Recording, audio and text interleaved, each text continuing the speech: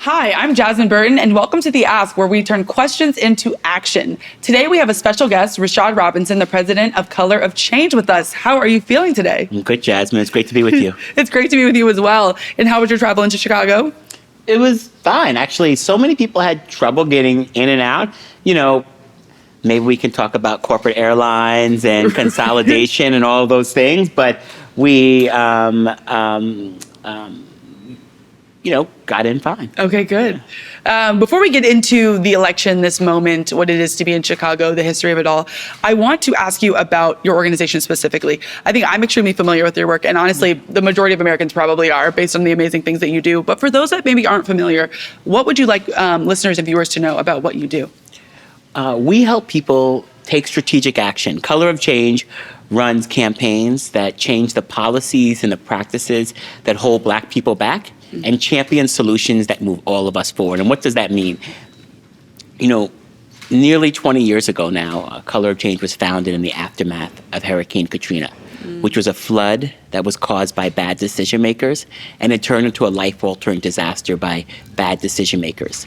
And the thing about Hurricane Katrina and the thing about issues and moments like that is that they oftentimes illustrate the things that we already know. Geographic segregation, generational poverty, the impacts of decisions and choices that have been made to our planet, and so many other things. But at the heart of it, no one was nervous about disappointing Black people. And so the thing about Color of Change is when I say we run campaigns that change policies and practices, part of that is about making those in power nervous about disappointing us. So maybe we have to run less campaigns.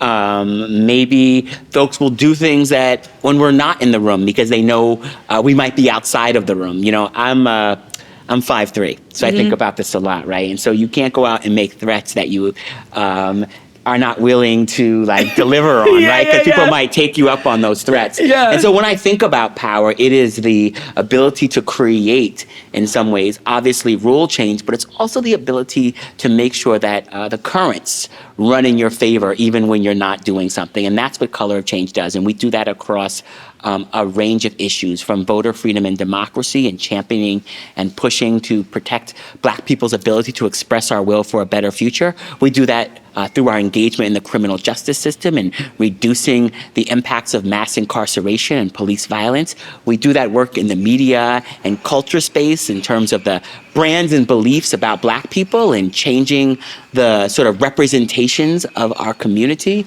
through the accountability on big tech and the ways in which the technology of the future can drag us into the past. And, you know, in so many ways, our work across all those areas, as well as economic justice, gives us the ability to be able to recognize that people don't experience issues, we experience life. And so the forces that hold us back are interrelated. And so we are constantly working to build power and constantly working to change rules.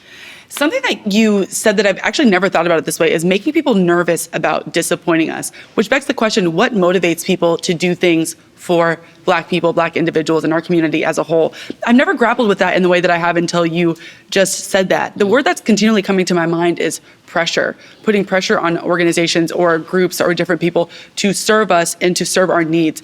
Do you view that as an effective tactic to really get things done? Well, it has to be, the tactic has to be combined with strategy. And so we think about strategic action every day. Not all pressure is equal. Not all pressure is strategic, right? We could have hundreds of thousands, even millions of people sign a petition to Mitch McConnell to tell him to stand up for affirmative action.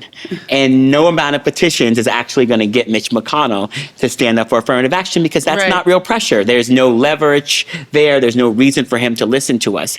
And so when I tell a story about, so what does it strategic action mean? I like to go back to this story about our blood money campaign, which happened, right after Donald Trump was elected. So in 2016, many of us saw the rise in white nationalists. People came out of their shells and felt way more comfortable because they had put someone in the White House, and we saw rallies and we saw events, and we would go on their websites, and you could go on their website and you could purchase paraphernalia. You could put money to pay for buses. You could put your credit card number and your PayPal number in. And we started going to the credit card companies and we would say, this is crazy. And they would say, oh, we recognize what you're saying, but there's nothing we can do about it. Yeah. And they said, you have to go talk to the banks. And we kept building this campaign. The banks said, you have to go talk to the credit card companies. Yeah. They got so interested because they knew we run campaigns, and they were perhaps a little nervous, but not enough nervous.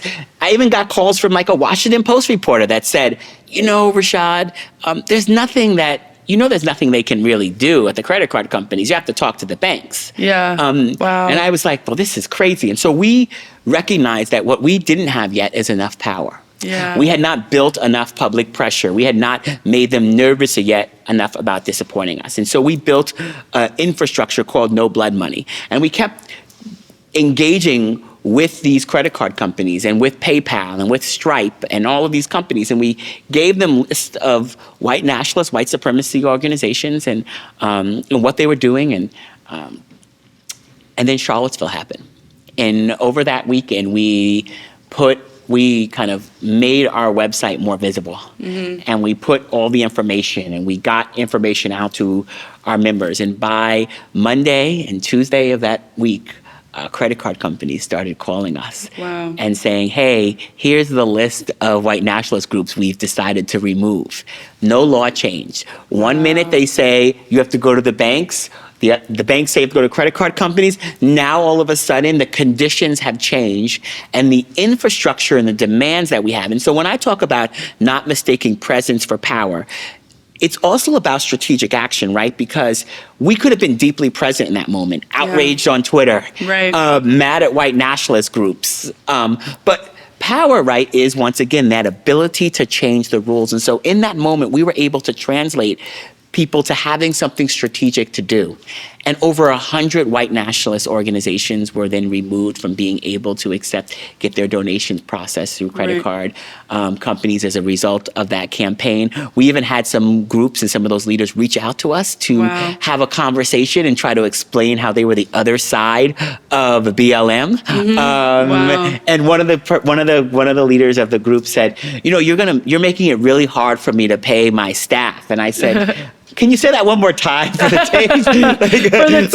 Like that's the whole reason for this campaign in the first place. Yeah. You bring up Charlottesville. That strikes a chord with me. I was at UVA when that happened. And it was so interesting because for my entire life, I actually am open about the fact that I try to live my life in ignorant bliss. Mm-hmm. Some people don't agree with that, but I just try to wake up and go about my day in the best way that I humanly possibly can without letting my spirit be completely depleted. And it was when that happened that I realized I could not do that any longer. Everything that I had tried to repress being in Charlottesville, everything that I had tried to subdue was now at the forefront of my life. And I think it was a moment of reckoning clearly for your campaign, but a moment of reckoning for so many Americans. It really was. Yeah. But we are in this moment now, I think another moment of reckoning, where we see two candidates on completely different sides of the aisle. One of which is the presidency in which we've already seen hate and other things thrive, especially the supporters of this president. And then another one that could potentially be historic in regards to helping us move racial justice and equity forward.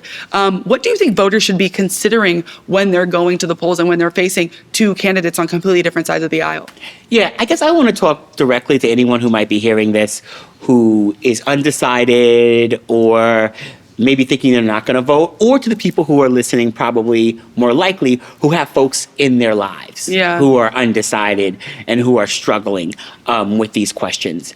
And what I believe about elections is elections for a racial justice group like ours, we're never in the sort of presidency or Congress. Mm-hmm. Maybe every once in a while there's a couple of members of Congress that's going to agree with every single one of the things that we're fighting for. Right? That's just not how electoral politics works. And in fact, if the president was on board with every single thing that we wanted, we probably weren't asking for enough, right? Our demands are probably not big enough, and our aspirations are not high enough for what does it mean to truly serve Black folks. So what this election is about is making sure that we have the right partner on the other side of the table. That we have the person that we can believe we can push as hard as possible, that will listen to us, that will be open, that we can negotiate with. And it also means that elections are also about making sure that we set ourselves up and the other activists, and in particular for us, the Black fighters who have been fighting to make sure that student debt relief is possible, the fighters that have been making sure that money and resources go to Black-owned businesses, the folks that have been fighting to move us as far as possible on dealing with the impacts of mass incarceration and holding police accountable. And to keep those fighters at the table, we actually need to make sure we have someone on the other side that those fighters can show up to fight with, that those fighters can show up and push. And so I don't want anyone to confuse this work around elections as the end-all and be-all of our work for civic engagement. I like to think about it also as an exercise metaphor, right? You know, like we, every single day we're doing work to raise our voices, push on things, lobby, run campaigns, all the things that make us powerful. And then we have to vote. And so voting is kind of like the stretching of civic engagement, right? You know, if you don't stretch, you're gonna hurt later. And if you don't vote, you're going to hurt later. And so I want people to sort of think about voting as a piece of what we have to do. And sometimes a piece that we try to skip over. We want to raise our voice. You sometimes want to skip the stretching. And, you know, as someone who's, you know, like in my 40s, if I skip the stretching, you know, like, you know, I'm going to be walking like I got problems, you know? Yes.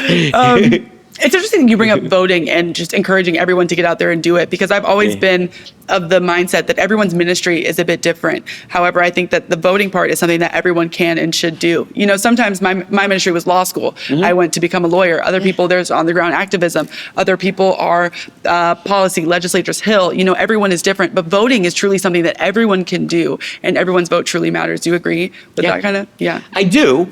And once again, at Color of Change, we recognize that it's about changing the rules. And so we have to vote and we have to raise our voices inside of this system that we know is unequal, right? You have places like, you look at like structures like the Senate, where you have, you know, the Dakotas got 4 senators and DC has none, right? Like we have all sorts of ways in which Black political power is diluted through redistricting.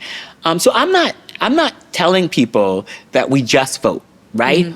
We vote, and then we actually have to work to change the rules, because these structures are not designed for to maximize our political power. But make no mistake, when the other side votes, they turn right around and work to make it harder for us to vote. They make it harder for our vote to fully count. They make it harder for our vote to actually have as much power it can possibly have. And so I want people to be fully invested in the full strategy, right? The full sort of concept of the fact of the matter is yes, we have to vote, but make no mistake, you know, in so many ways, our votes do not necessarily have as much power as they should because of all of the system design. You know, you look at populated states like New York and California having the same amount of senators as states that, you know, we're like, that have less people than a small town. Right. And so you look at sort of how all of that was apportioned, how all of that was built and when it was built. And looking at the text of when it was built, of who was being excluded. And you look at the corporations and the businesses and the infrastructure that still wants to uphold it, that doesn't quite stand with us when we're fighting to make sure we change the rules. And we recognize why it's even more important that we vote. Because we are doing it so that we can hopefully unlock more power for future generations. Completely agree. And one thing that you mentioned earlier is getting information to people. And I'd be remiss if I didn't ask you all about your social media presence. I think that social media is such an integral part in getting information to folks that otherwise wouldn't get it. People that don't maybe watch CNN, MSNBC, you know, any of Fox News, dare I say, any of those things. But very few organizations have a social media presence and following as large as yours. How integral is social media in your mission and vision in regards to getting information to people? And how have you seen it really benefit communities in regards to information sharing? You know, I believe in the power of infrastructure, narrative infrastructure, right? We have to reach people at scale and give them really clear things to do. And we have these pieces of infrastructure that are our channels, right? And so even if a corporate media outlet is mad at us, or even if we're saying something that we don't, that isn't quite in line, we can still say the things that we want to say.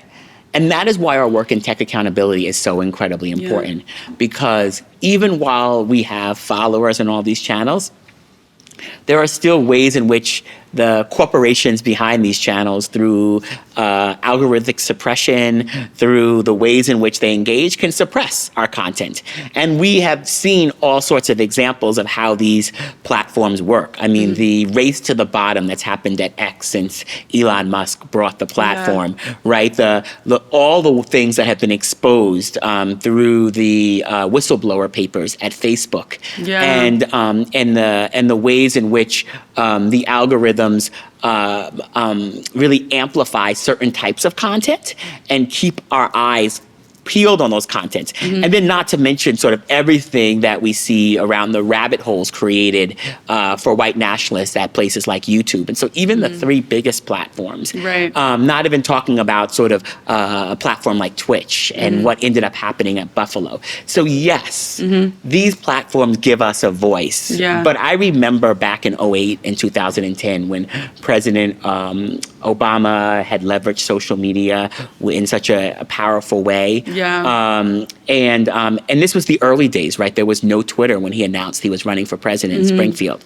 But people use these tools in interesting ways, and we didn't quite get regulation. We didn't get rules of the road. And so what I say is that yes, we use social media, and we work to also make sure that we get better rules. Because our cars are not safe because of the benevolence of the auto industry.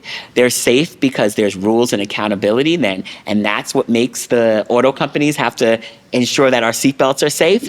And right now there are no rules for the tech companies. So basically self-regulated companies are unregulated companies. And as long as they're unregulated companies, they will choose profit and growth over safety, integrity, and security. I mean, you were talking about your work on tech accountability. I personally am a huge fan of your racial equity audits that you demanded. I just know an unjust company hates to see y'all come in, because that was amazing work. It truly was. While we wrap up the episode, I think we've had just a breadth of information and knowledge, and I appreciate you sharing. I'm sure our listeners and viewers will as well. We love to end our episode with an ask. I think so much people are just bombarded with information, but they're not told what to do with it or how to mobilize themselves. What ask do you have for our listeners that may want to get involved and don't necessarily know how to make a difference? So two things. I have two asks. The first ask is just in how people talk about racial justice and how they talk about Black people, right, in this world. And when we're all in discussions, and I imagine a lot of the people who are listening want to do the right thing. They want to be involved. They want to be supportive. They want to help. And far too often we talk about Black communities as vulnerable. And vulnerability is a personal trait. I might be vulnerable if I go on social media and see an ex that's too happy with their life. I might have to do something about that for myself. But that's community vulnerability. Black communities have been targeted, attacked, and exploited. So don't call communities vulnerable that are actually quite powerful and resilient in the face of attacks. Black people are not less likely to get a loan from the bank. Banks are less likely to give loans to Black people. And that might sound like semantics, but if we say Black people are less likely to get loans to the bank, people say, well, what's wrong with Black people? Maybe we should give them financial literacy to do better with institutions which have targeted, exploited, redlined them from the beginning. If we say banks are less likely to give loans to Black people, we're like, what's wrong with the banks? Maybe we should regulate the banks. And so all of us in our conversations, we can say things that can sometimes make people want to fix Black people and Black families and Black communities rather than fixing the systems and the structures that have harmed us and exploited us and targeted us. And so that is one way for those people who are part of the community, for those people who are allies, that we have to take back the story of where we put the pressure and where we put the focus. And the final thing I would just say and ask is for people to join us. Every day we are serving up ways for people to take action and be powerful in their communities. So they can text the word justice to 55156. That's the word justice to 55156. 156, or to go on any of our social media handles or to our website at Color of Change, and they can join us. And that is a way to take strategic action along with millions of other people, Black folks and allies of every race, who want to fight together, who want to work together, who want to build together. 5, 10, 15 years from now, we're all going to have a story about what we did in this moment. And I want to give people an opportunity to be a part of the story of being a hero, of being a hero in the progress and being a hero in the story of our wins. Amazing. Well, you heard it here, Justice 55156. Oh, excellent. Yeah. Thank you so much for tuning in. Please tune in to our next episode.